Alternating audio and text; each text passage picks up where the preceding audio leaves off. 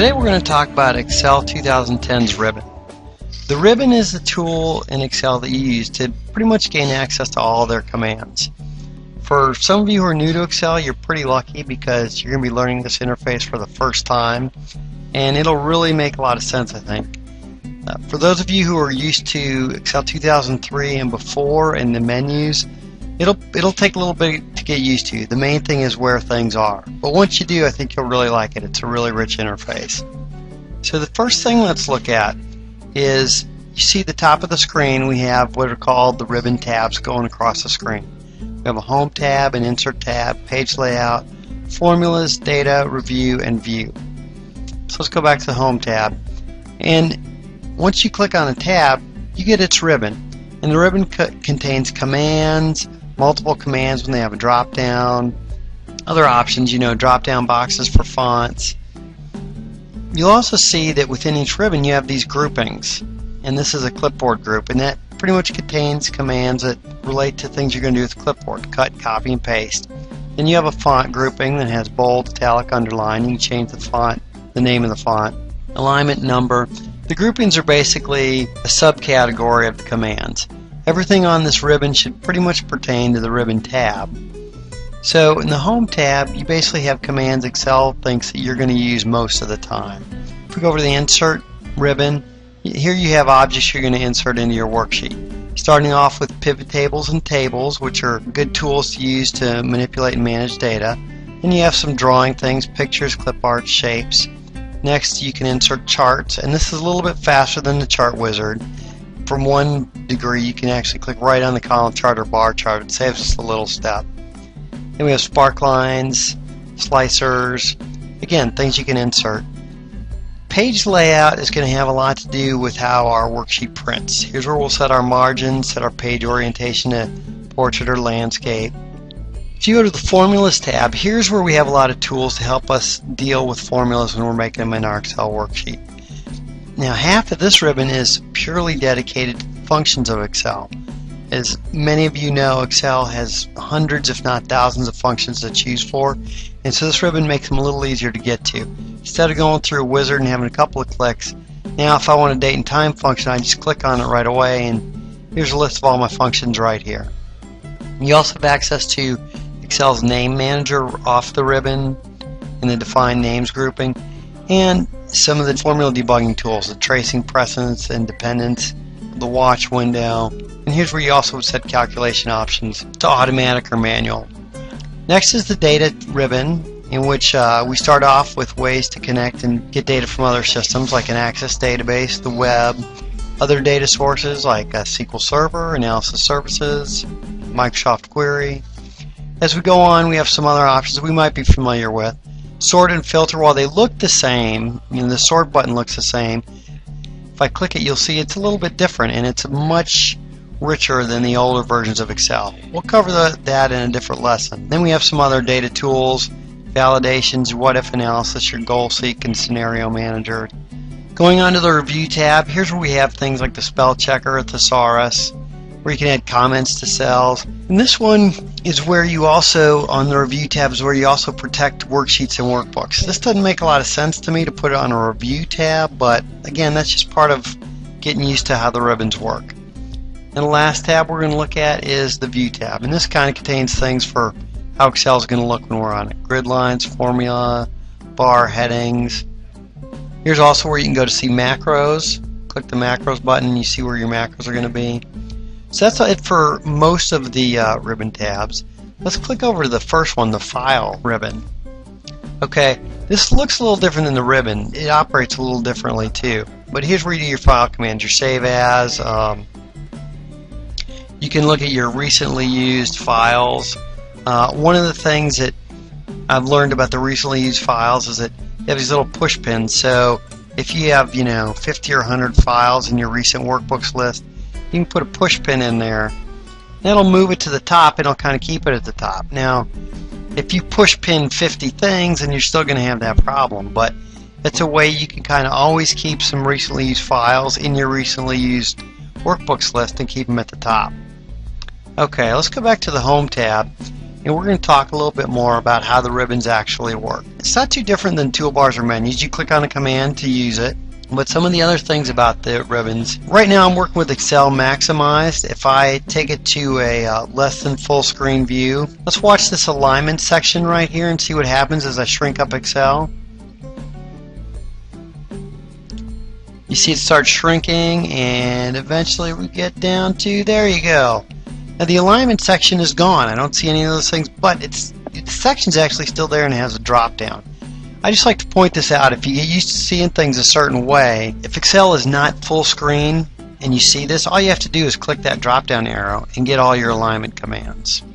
Okay, I'm going to go back to maximizing it. Another feature these ribbons have is that some of these groups have a dialog box associated with them, and that's this little icon in the lower right hand corner.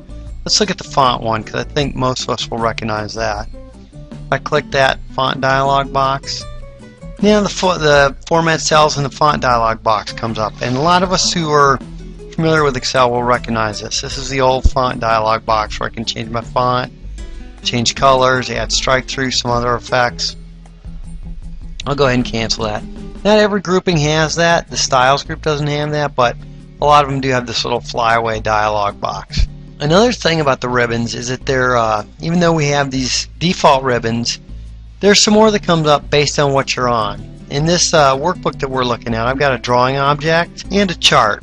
And when I click on these different objects, I'm going to get a context ribbon that pertains just directly to those objects. So let's try the drawing object first. Click on it. I got my drawing tools up here. I click the format ribbon, and now I've got all my shapes I could insert. I've got the styles, and as you work with Excel, and we'll look at this later, some of these commands and choices are so much better than they used to be in the old days. I mean, I can click this drop down and I have all these preset formats for my drawing object just at my fingertips. It's much easier than it used to be. Okay, get rid of that. And you just see some other, drawing related tools on this ribbon. If I click off it, my drawing tools ribbon will go away.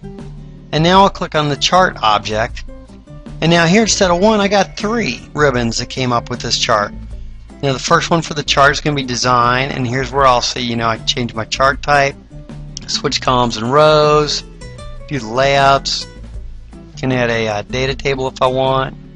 And then here's another neat thing in the design view. I can look at a big library and see what this chart is going to look like as I choose a format, and that's really, really helpful when you're designing things, to be able to see previews right as you're working. The next ribbon that it brought with charts is layout, and here's where I could change a lot of the nitty-gritty things, the data labels, legend, the axis, chart titles, etc.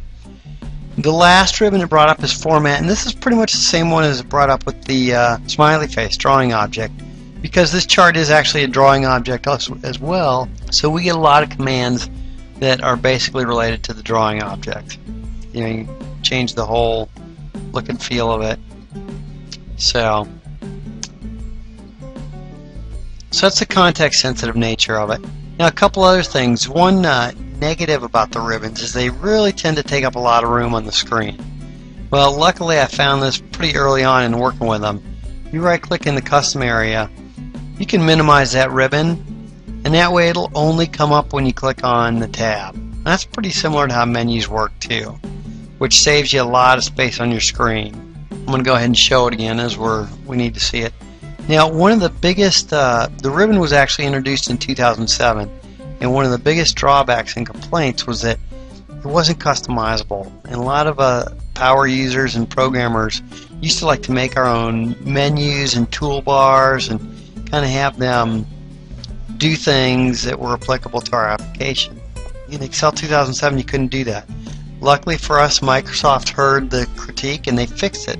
2010 you have the best of both worlds. We've got these really graphical feature rich ribbons, and we can edit them too. We can change them.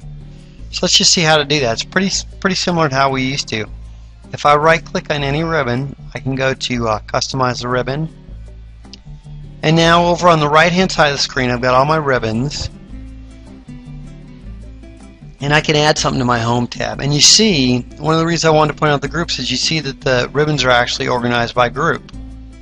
So let's say I wanted to add a new group. I could go down here, add a new grouping, and I'll rename it, and that will allow me to put a name for that grouping in, and also choose an icon. I'm kind of partial to the smiley face, so we'll stick with that. Alright, now I can add a couple commands.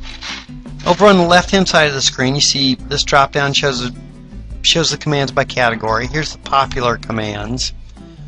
You can also choose commands based on whatever ribbon you want to be on: macros, file tab, all tabs, main, tool tabs. Kind of fun to go to commands that aren't in any ribbon. So I'll click that. I'm going to scroll down. One of my favorites is select current region, so I'll add that.